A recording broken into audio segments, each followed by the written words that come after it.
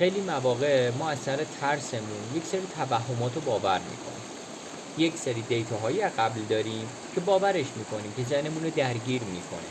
قبلا مثلا راجع به یک موضوعی یک سری چیزها رو شنیدیم و الان وقتی که بر میخوریم با یک سری شبیه اون موضوع همون دیتاها میاد تو سرمون و وقتی ازش دیتا داشته باشیم احساسمون بد میشه، ترس و نگرانی و وای نکنه دوباره عین قبل بشه.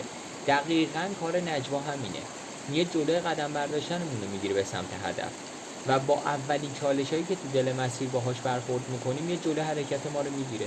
فقط کافیه با شنیدن این وایس ها، با شنیدن این آموزش ها، این نجواها رو کنترلش کنیم. چرا؟ چون ما وقتی راجبش صحبت میکنیم، راجب این آموزش ها صحبت میکنیم، حرف میزنیم، داریم باورهای توحیدیمون رو میسازیم. باورهایی که قدرت دست خداه، باور این که هیچ برگی بی اذن خدا از درخت نمیفته، باور این که تمام کیهان توسط خدا داره هدایت و رهبری میشه، اینکه خود خدا تو قرآن گفته که نگهبانی من بر شما کافی است. پس من میتونم با قدرت، با استناد به این باور توحیدی به سمت هدفم قدم بردارم.